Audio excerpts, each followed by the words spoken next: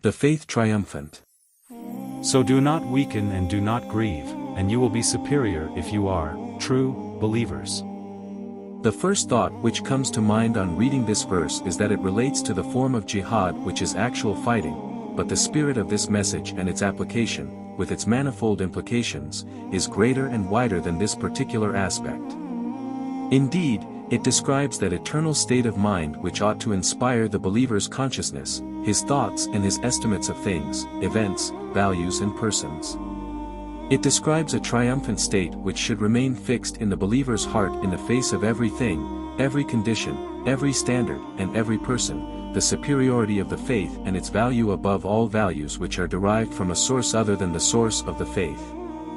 It means to be above all the powers of the earth which have deviated from the way of the faith, above all the values of the earth not derived from the source of the faith, above all the customs of the earth not colored with the coloring of the faith, above all the laws of the earth not sanctioned by the faith, and above all traditions not originating in the faith.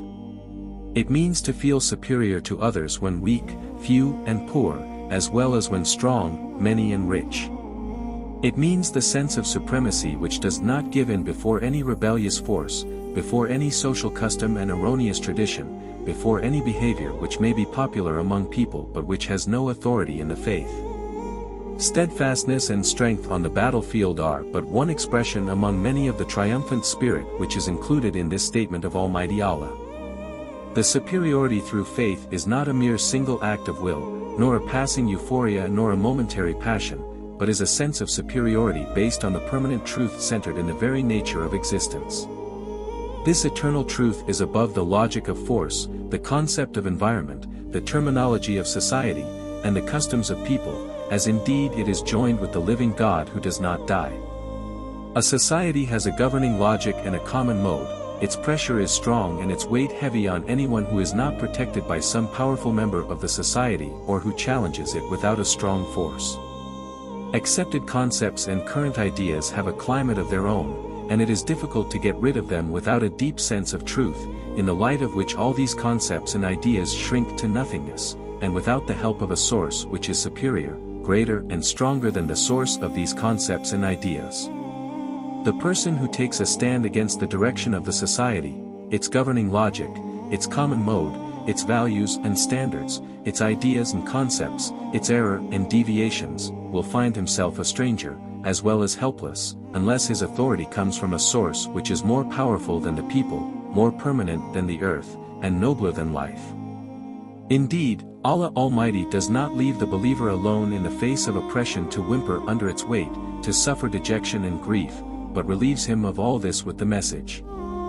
So do not weaken and do not grieve, and you will be superior if you are true believers. This message relieves him from both dejection and grief, these two feelings being natural for a human being in this situation. It relieves him of both, not merely through patience and steadfastness, but also through a sense of superiority from whose heights the power of oppression, the dominant values, the current concepts, the standards, the rules, the customs and habits, and the people steeped in error, all seem low.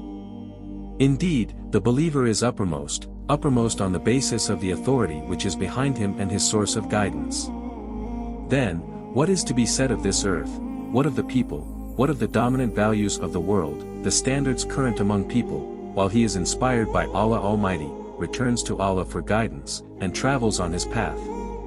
The believer is most superior in his understanding in his concept of the nature of the world, for the belief in one God, in the form which has come to him from Islam, is the most perfect form of understanding, the greatest truth.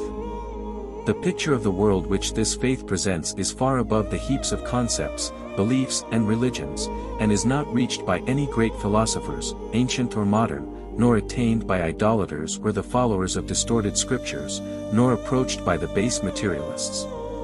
This picture is so bright, clear, beautiful and balanced that the glory of the Islamic belief shines forth as never before. And without doubt those who have grasped this knowledge are superior to all others. The believer is most superior in his values and standards, by means of which he measures life, events, things and persons. The source of his belief is the knowledge of Allah Almighty in his attributes as described by Islam, and the knowledge of the realities prevalent in the universe at large, not merely on the small earth. This belief with its grandeur provides the believer with values which are superior to and firmer than the defective standards made by men, who do not know anything except what is under their feet. They do not agree on the same standard within the same generation, even the same person changes his standard from moment to moment.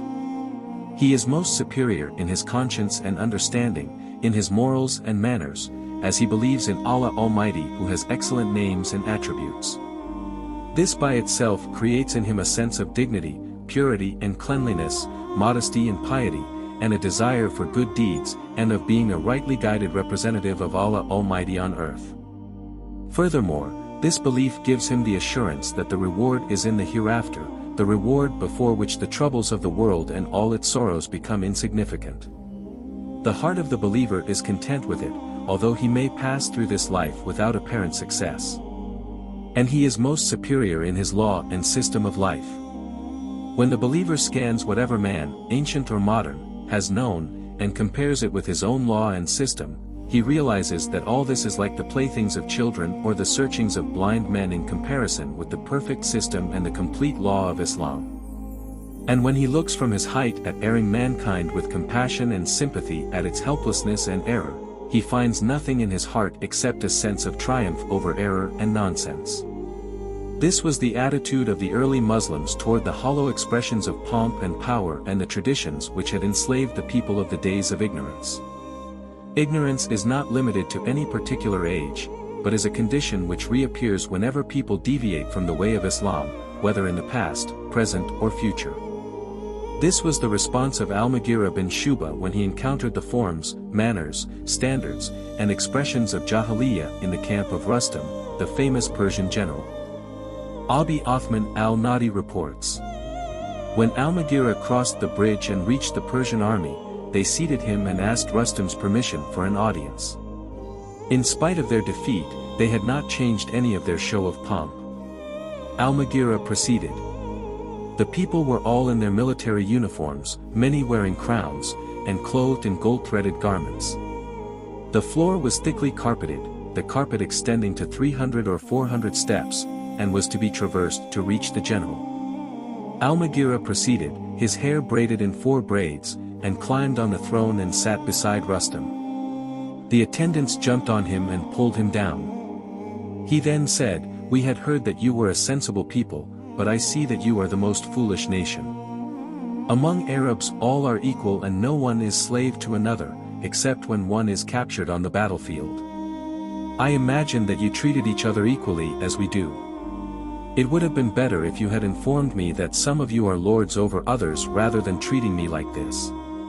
This is not good manners, and we do not do it. I have come at your request and not on my own. I know now that your situation is weak and that you will be defeated. No kingdom can survive with this character and mentality."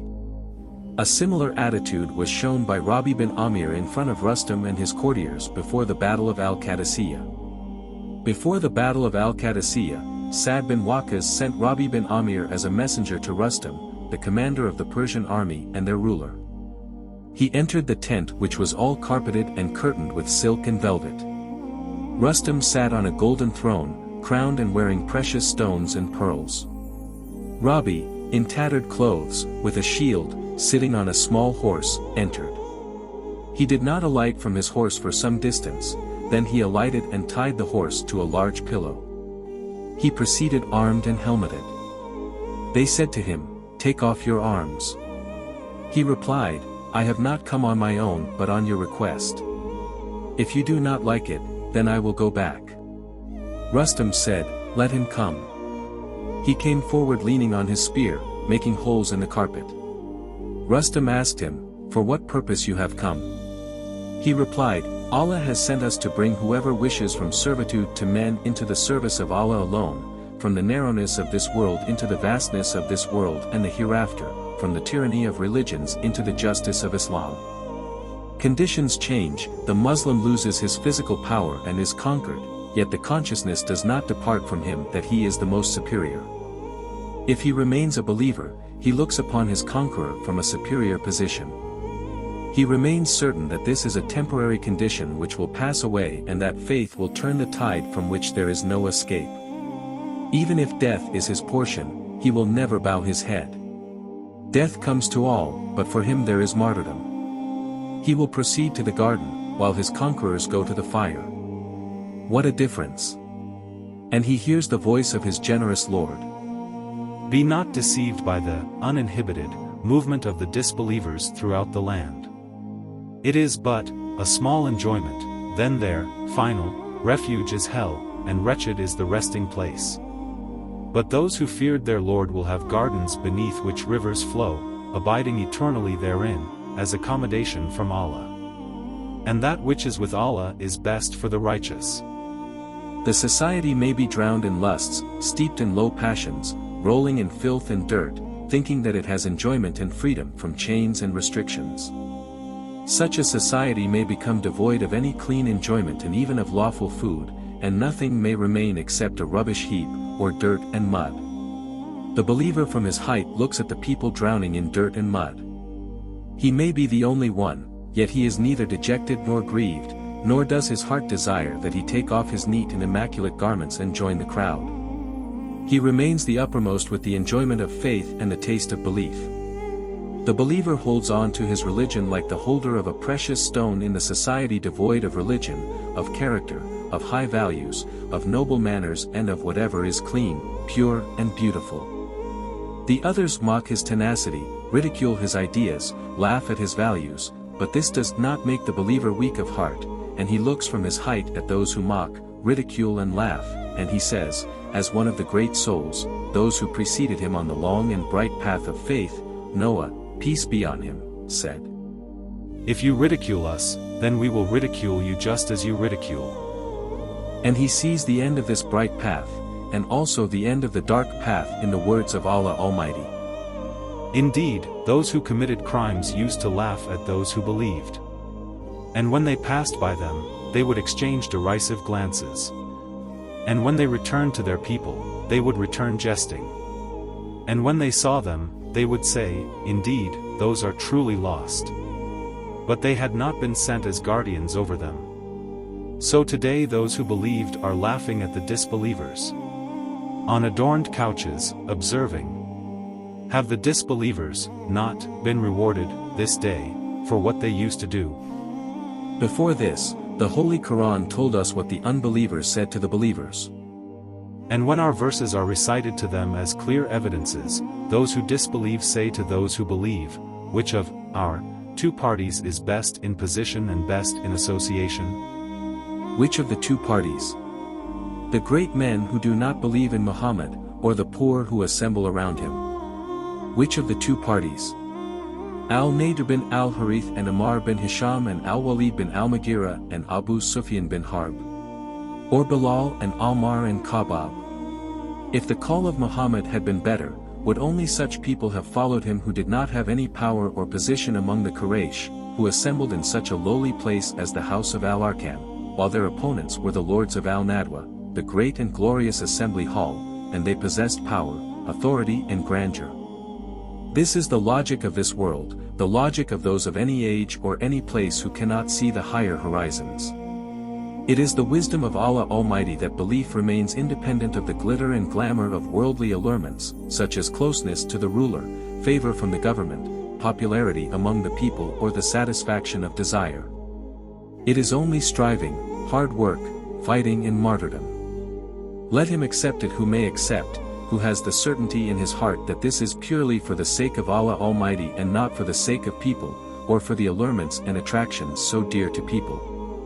Let him stay away from it who desires pleasures and benefits, and who is greedy for pomp and show, and who is after wealth and possessions, and who gives weight to the considerations of men although these may be light in the balance of Allah Almighty. Indeed, the believer does not borrow his values, concepts and standards from people so that he is dependent on the estimation of people, he takes them from the sustainer of the people, and that is sufficient for him. He does not follow the desires of men so that he has to fluctuate with their changing desires, he depends on the firm balance of the truth which does not fluctuate or lean to one side. Indeed, his inspiration does not come from this passing and finite world, the inspiration of his soul comes from the fountainheads of the universe. Then how can he find dejection in his soul or grief in his heart, while he is linked to the sustainer of the people, the balance of truth, and the fountainheads of the universe? Indeed, he is with the truth, and what is beyond the truth but falsehood?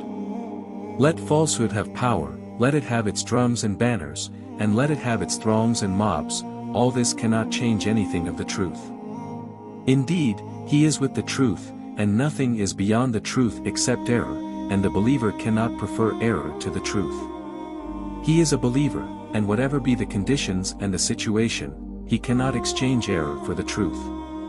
Our Lord, let not our hearts deviate after you have guided us, and grant us from yourself mercy. Indeed, you are the bestower. Our Lord, surely you will gather the people for a day about which there is no doubt.